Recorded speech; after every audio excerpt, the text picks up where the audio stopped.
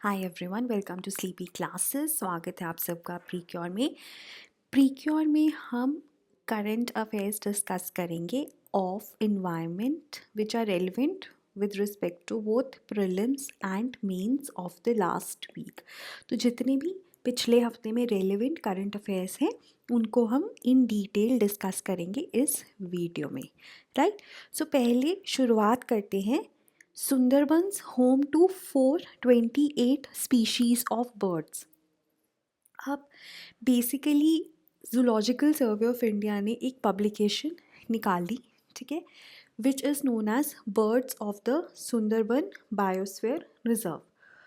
और उसमें पता चला कि सुंदरबंस में 428 स्पीशीज़ ऑफ बर्ड्स हैं, ठीक है। अब ये इन्फॉर्मेशन क्यों इतनी रेलिवेंट है, क्योंकि टोटल इंडिया में 1300 स्पीशीज़ ऑफ बर्ड्स हैं, ठीक है। If you talk about India, उसमें से सुंदरबंस में 428 हैं।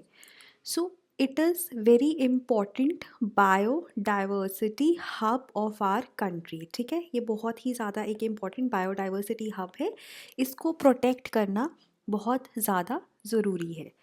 अगर हम सुंदरबंस की बात करें, so it is the largest mangrove forest in the world. ये बेसिकली एक डेल्टा है, एक बहुत बड़ा डेल्टा जो बनता है गंगा, ब्रह्मपुत्र और मेघना रिवर के कॉन्फ्लुएंस में, ठीक है। इंडिया और बांग्लादेश में दोनों में ही सुंदरबंस डेल्टा आता है। और अगर हम सुंदरबन की बात करें, so it is very important. It is a mangrove forest, it is the only mangrove forest in the world जहाँ पे टाइगर्स नेचुरली आपको मिलते हैं। इंपॉर्टेंट टाइगर हैबिटेट भी है। और अगर हम सुंदरबन की बात करें, प्रोटेक्शन की बात करें, तो Sundarban is an biosphere reserve, ठीक है। ये मैन एंड बायोस्फीयर प्रोजेक्ट है जो यूनेस्को का, उसमें भी आता है। It is a Ramsar site, ठीक है। उसके बाद अगर हम बात करें कि ये जो यूनेस्को का वर्ल्ड हेरिटेज साइट्स है, जो नेचुरल वर्ल्ड हेरिटेज साइट है, तो उसमें भी आता है। तो इसको नेशनल और इंटरनेशनल दोनों ही तरफ से प्रोटेक्शन मिली हुई है, ठीक है। It comprises of 4200 square kilometres, ठीक है, जिसमें से 25 square kilometres is Sundarban tiger reserve which contains at least 96 royal Bengal tigers, ठीक है। वर्ल्ड हेरिटेज साइट है, नेचुरल वर्ल्ड हेरिटेज साइट्स हैं जो यूनेस्को की नेचुरल वर्ल्ड हेरिटेज साइट 7 हैं इंडिया में, जिसमें से सुंदरबंस एक है and it is also a Ramsar site, ठीक है। अब देखो, इस जो ये नंबर है 428 स्पीशीज़ ऑफ बर्ड्स, इसमें ना एक और चीज़ इंपॉर्टेंट है। एक तो काफ़ी ज़्यादा बड़ा चंक है of the species of birds which are found in India. Besides जो रेयर स्पीशीज़ है वो भी आपको यहाँ पे मिलती हैं, जैसे कि मास्क्ड फिनफुट और बाटी फिश आउल, जो आपको सिर्फ सुंदरबंस में ही मिलती है, ठीक है। उसके बाद और भी स्पीशीज़ हैं, जैसे the area is home to 9 out of 12 species of kingfishers, ठीक है, as well as rare species such as goliath heron and spoon billed sandpiper, ठीक है। सो रेयर स्पीशीज़ भी आपको मिलती हैं, just go through them once, इनके नाम याद करने की इतनी ज़रूरत नहीं है, ठीक है। पॉइंट ये I am trying to make is that rare species भी यहाँ पे आपको मिलती हैं जो कहीं और नहीं मिलती इंडिया में, सिर्फ आपको सुंदरबंस में ही मिलती हैं, ठीक है। लाइक आई सेड, 1300 में से 428 आपको सुंदरबंस में मिलती हैं, तो it means 1 in every 3 birds in the country is found in the unique ecosystem, ठीक है। उसके बाद अभी recently Salim Ali which was known who is known as the bird man of India, उसकी 125th bird anniversary is also being celebrated. तो जो birds हैं उनको प्रोटेक्शन की और भी ज़्यादा एक तरह से अवेयरनेस जनरेट की जा रही है, ठीक है।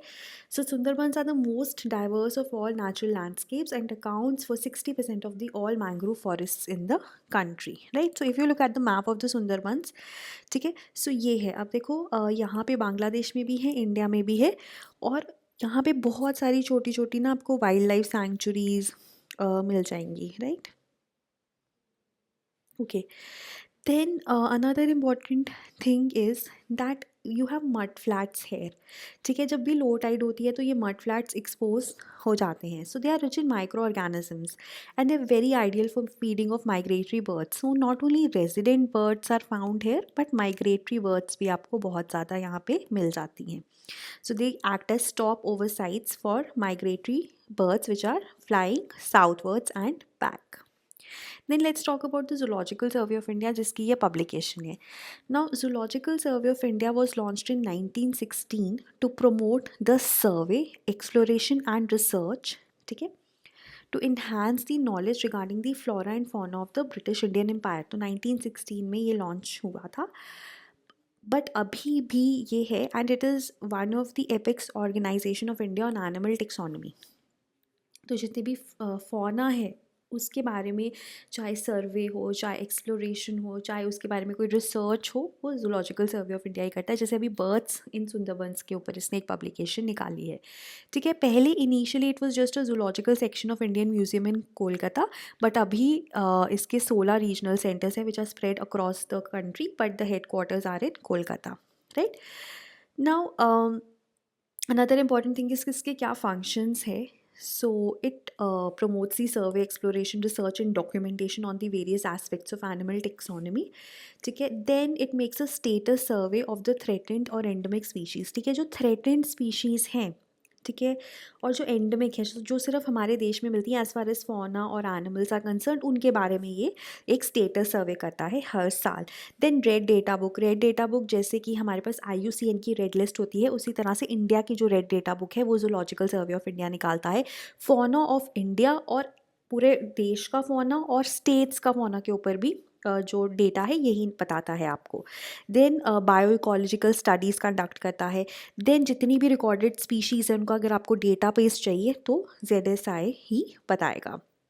Then it also maintains and helps in development of national zoological collections.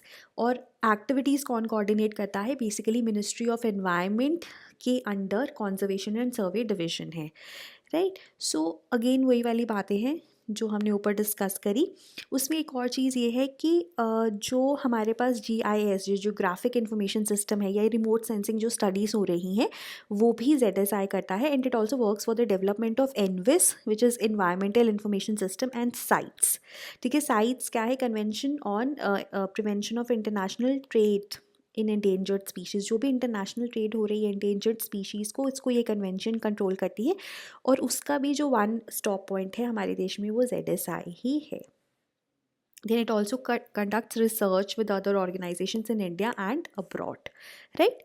Okay, then next is 2 new species of ants has been discovered from Kerala and Tamil Nadu.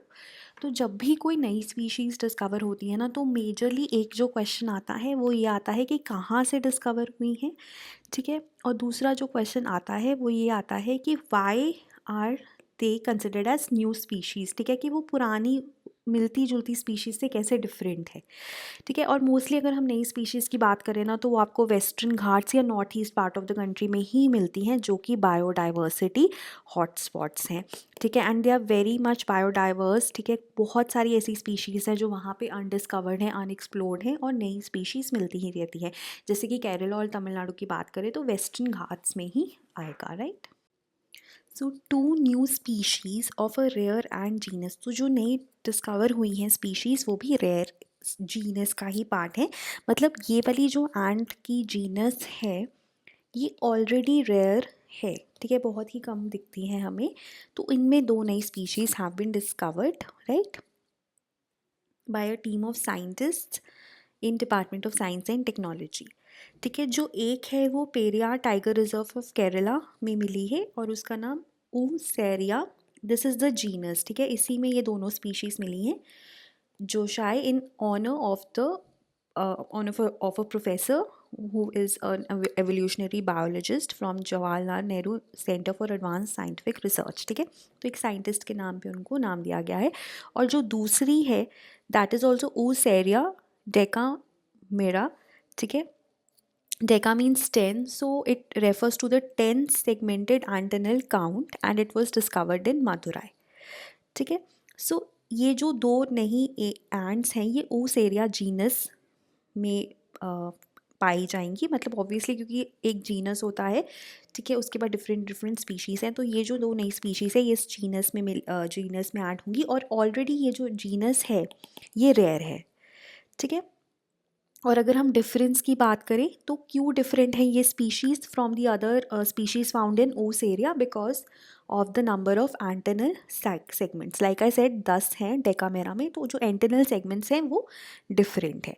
तो ऑलरेडी इसमें 14 species थी, जिसमें से 8 हैव 9 सेगमेंटेड एंटेने, 5 है 11 segmented, और अभी जो हुई हैं उनमें 8 हैं और एक में 10 है। So you don't have to remember कि किस में कितना है, बस सिंपल इतना याद रखो कि जो एंटेना है उसमें डिफरेंट सेगमेंट्स होती हैं, तो इसमें जो नई स्पीशीज़ है इनकी जो एंटेना की सेगमेंट्स हैं वो डिफरेंट हैं। ठीक है, so that is an important point. Then the other news is conservationist joins Supreme Court panel on elephant corridor case. Now basically जो सुप्रीम कोर्ट है उसने एक टेक्निकल कमेटी कॉन्स्टिट्यूट की थी, उसमें conservationist has been added now to hear complaints by land owners against the action taken by the Nilgiris collector. So basically जो land owners हैं ना, उनकी वहाँ पे बिल्डिंग्स हैं and all that, but they have all been taken over and sealed and etcetera, क्योंकि जो वो ऐसा माना जाता है कि वो एलिफेंट कॉरिडोर के ऊपर इंक्रोच कर रहे हैं। ठीक है, सो लैंड ओनर्स ने बोला कि ऐसा नहीं है और उन्होंने कंप्लेंट फाइल्स की, तो सुप्रीम कोर्ट एक टेक्निकल कमेटी बना दी and all that. So that is just one part. What we need to know is that why are elephant corridors important. ठीक है, एक तरह से हमें उस पर ज़्यादा फोकस करना है। ठीक है, सो देखो जो एलिफेंट कॉरिडोर्स है ना, they actually help in the movement of the elephants. अगर हम नीलगिरीज की बात करें तो Nilgiri is the largest protected area in India, spanning across 3 states, Tamil Nadu, Karnataka and Kerala. तो ये जो कॉरिडोर्स की बात हो रही है ना, they are located in fragile Sigur plateau which connects western and eastern Ghats and it sustains elephant populations and their genetic biodiversity. ठीक है, नीलगिरी हिल्स है on the south western sides and Moyar river valley on its north eastern side. तो elephants they cross the plateau in search of food and water. The point is that it is a very important part of their daily transit. ठीक है, तो अब जो elephants हैं they travel through these corridors and these corridors need to be protected. ठीक है, और corridors होते क्या हैं, they are narrow strips of land which connect to large habitats of elephant and they are crucial. ठीक है, क्योंकि वहाँ पे अगर आप आवाजाही होगी तो एक्सीडेंट्स होंगे। ठीक है, कभी कभी तो जो इलेक्ट्रिकल पोल्स होते हैं उनके साथ इलेक्ट्रिकल वायर्स के साथ ही they die because of that, और they die because of the accidents, और they don't move that often because of humans interference. तो ये जो कॉरिडोर्स हैं इनको मेंटेन करना बहुत ज़रूरी है, क्योंकि जो एलिफेंट्स हैं ना, दे मूव प्लेसेस। ठीक है, वो काफ़ी दूर तक जाते हैं via these corridors in search of food and water, so we need to preserve them. So what is the importance? See पहली चीज़, the movement of elephants is essential to ensure कि जो उनकी पॉपुलेशन है ना वो जेनेटिकली वाइबल रहें। ठीक है, उसके बाद 40% of elephant reserves are vulnerable as they are not within the protected parks and sanctuaries. ठीक है, और इवन कॉरिडोर्स की भी कोई लीगल प्रोटेक्शन नहीं है। Forest have turn into farms and uncheck tourism is blocking animal paths. तो इसलिए वो ऑल्टरनेट रूट लेते हैं, जिससे ह्यूमन एनिमल कॉन्फ्लिक्ट भी बढ़ता है। देन बिकॉज इको टूरिज़म की जो रेगुलेशन है वो वीक है, उस वजह से भी एनिमल्स को काफ़ी ज़्यादा प्रॉब्लम्स आती हैं। इंडिया में अगर हम कंजर्वेशन एफर्ट्स की बात करें, पहला है Gaj Yatra which is a campaign to protect elephants and it was launched on the occasion of World Elephant Day in 2017। 12 elephant range states को it will cover and it basically ये हेल्प करता है to generate awareness, right. उसके बाद अगर हम बात करें कि ह्यूमन एलिफेंट कॉन्फ्लिक्ट को कैसे मैनेज किया जा रहा है, पहली चीज़ तो यही है कि जहाँ पे एलिफेंट नेचुरली मिलता है, जो उसके प्रोटेक्टेड एरिया है, वहीं पे हम वाटर सोर्स उसे प्रोवाइड करें ताकि वो इधर उधर ना जाए। ठीक है, elephant proof trenches have been made in Tamil Nadu, fences और रबल वॉल्स इन कर्नाटका। ठीक है, नॉर्थ बंगाल में चिली स्मोक इज़ यूज्ड। ठीक है, chilli smoke is used in Bengal and playing the sound of bees और कार्निवोर्स इन असम। ठीक है, और जैसे ये प्लान बी करके एक था। Then technology is used for identification and monitoring of the elephants. ठीक है, even SMS alerts are sent कि अगर एलिफेंट है ताकि ह्यूमन एनिमल कॉन्फ्लिक्ट ना हो. Then we also have Asian Elephant Alliance, which is an umbrella initiative by 5 NGOs, ठीक है, to secure 96 out of the 101 existing corridors which are used by elephants across 12 states. Then we also have NGOs, Elephant Family, International Fund for Animal Welfare, IUCN Netherlands, World Land Trust. They have also teamed up with Wildlife Trust of India and the Alliance to help protect the elephants in their habitats and the elephant corridors, right? So this is the Nilgiri Biosphere Reserve जिसकी बात हो रही है अभी. It's a big reserve, right? और ये बहुत important है कि जितने भी एलिफेंट कॉरिडोर्स हैं, अप्रॉक्सीमेटली 110 112 एलिफेंट कॉरिडोर्स हैं पूरे देश में, तो उनको प्रोटेक्ट करना बहुत ज़रूरी है, ठीक है. जैसे इसमें से भी 70% हैं जो रेगुलरली यूज़ होते हैं, 25% are used occasionally, 29% are encroached upon, 66% have highways, ठीक है, 22 हैव रेलवे लाइन्स और 4 corridors will have new railway lines, ठीक है. सो इनको we need to protect them. और अगर हम सबसे ज़्यादा देखें जो एलिफेंट कॉरिडोर्स हैं वो कहाँ पे हैं, वो हमारे साउथ इंडिया में है, राइट. उसके बाद next is regarding green tax. So in green tax basically the transport ministry has announced the application of green tax on vehicles of a specified vintage, ताकि जो लोग हैं वो जो पुराने व्हीकल्स हैं which are causing more pollution उनको use ना करें, ठीक है. So it will be applicable on the older vehicles, right? So among the major features of this measure is a 10 to 25% of additional green tax on the road tax payable by the commercial transport vehicles which are older than 8 years, ठीक है, and for personal vehicles after 15 years. तो personal के after 15 years and जो commercial है after 8 years they have to pay green tax. But it provides exemptions for tractors, harvesters and tillers because वो farms भी use होते हैं. At the same time अगर hybrid vehicle है या electric vehicle है, LPG वाला vehicle है, तो उन पे भी they are exempted. और lower green tax is there for transport for public transport vehicles, ठीक है. और उसके बाद जो ज़्यादा पोल्यूटेड सिटीज़ में है उनमें एडिशनल रोड टैक्सेस प्रपोज्ड, ठीक है. उसके बाद जैसे अगर आपका जो व्हीकल है वो डीजल है तो उनको भी एक डिफरेंशियल टैक्स देना पड़ेगा, मतलब ज़्यादा टैक्स देना पड़ेगा, ठीक है. उसके बाद गवर्नमेंट डिपार्टमेंट की जो व्हीकल्स है which are older than 15 years वो तो deregistered and they would be scrapped, ठीक है.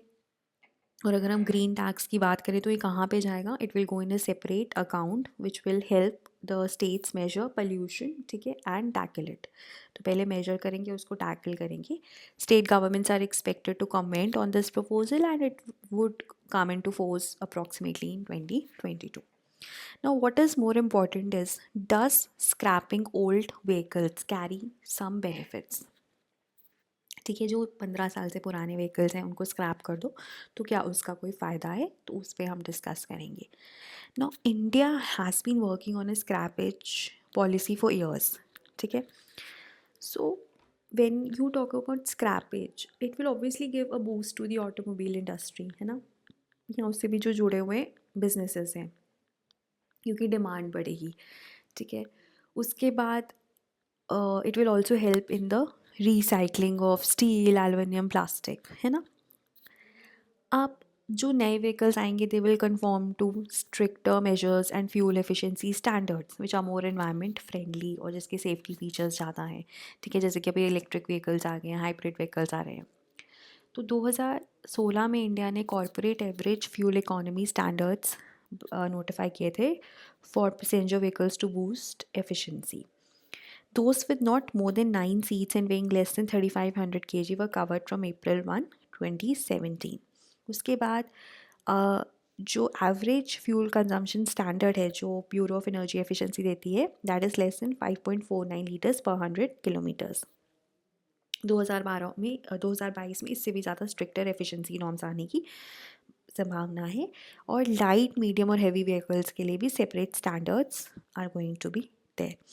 Now CAFE it regulates CO2 emissions, ठीक है, and जो बाकी पोल्यूटेंट्स हैं they are covered by the Bharat stage fuel standards, उसमें भी BS6 आ गया है, ठीक है। सो these vehicles they actually अगर हम commercial vehicles की बात करें so they just make 5% of the vehicle fleet but they contribute to 65 to 70% of the total vehicular pollution, ठीक है। सो इसलिए इनको जैसे मैंने बताया commercial vehicles का 8 साल है, so they need to be scrapped, ठीक है।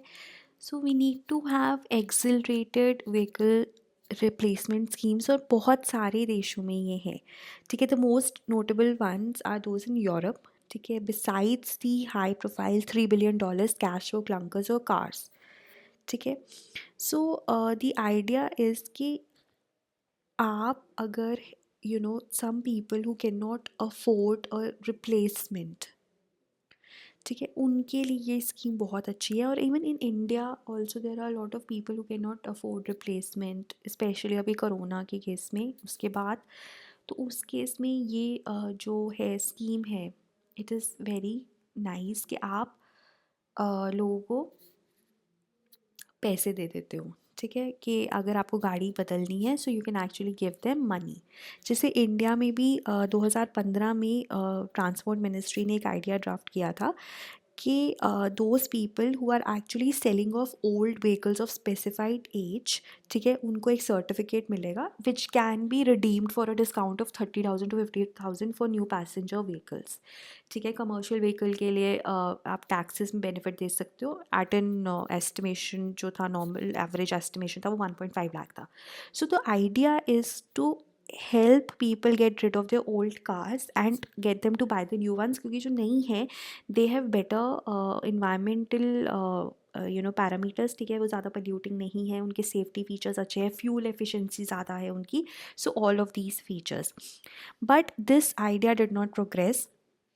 there were a lot of people who expressed reservations on high costs, ठीक है।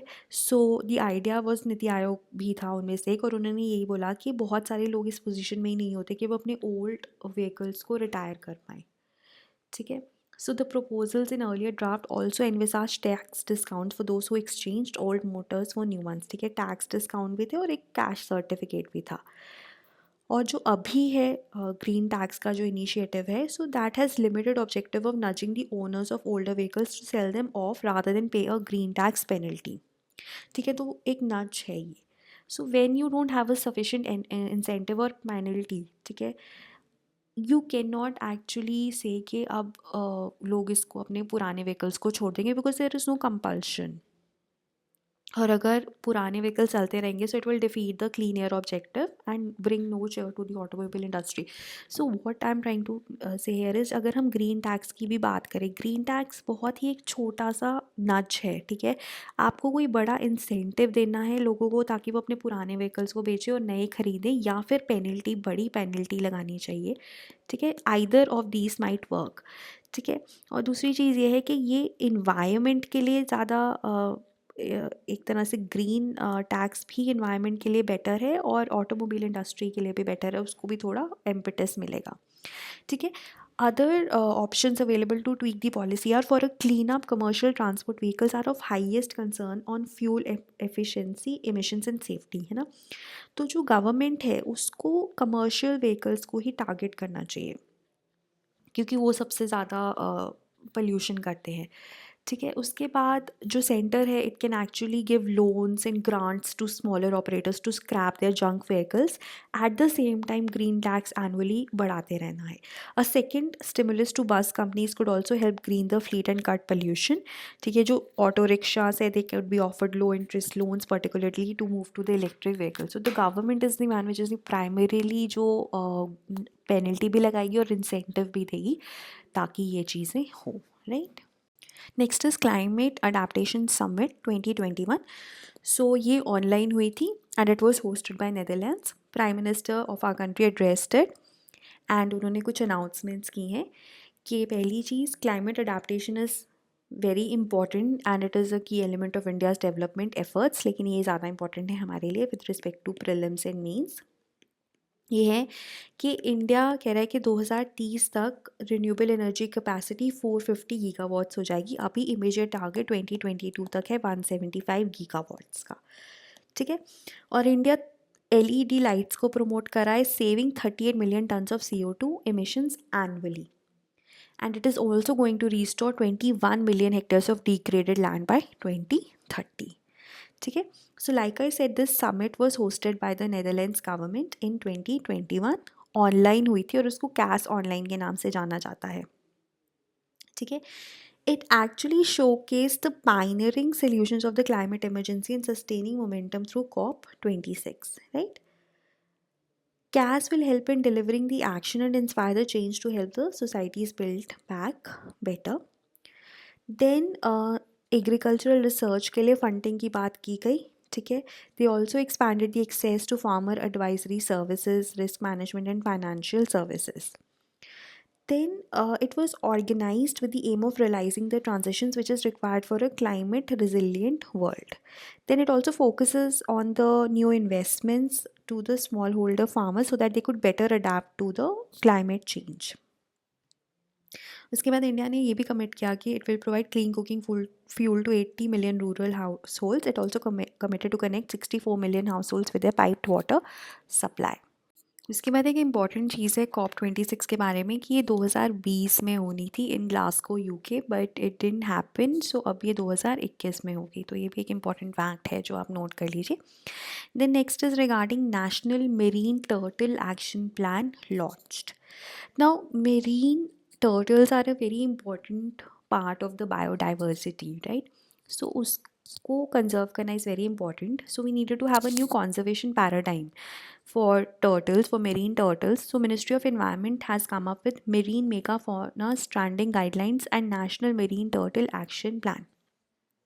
Now, if we talk about India, India has a vast coastline of 7500 kilometers, ठीक है. और यहाँ पे बहुत सारी बायोडाइवर्सिटी, आपको whale, sharks, turtles, whales, dolphins, corals, ठीक है, ये सब कुछ मिलता है. So they are important because of the species, but they also provide resources for the well-being of a lot of humans. Various people depend on these resources, चाहे वो transport हो, फूड हो, मिनरल रिसोर्सेज हो, etcetera, ठीक है.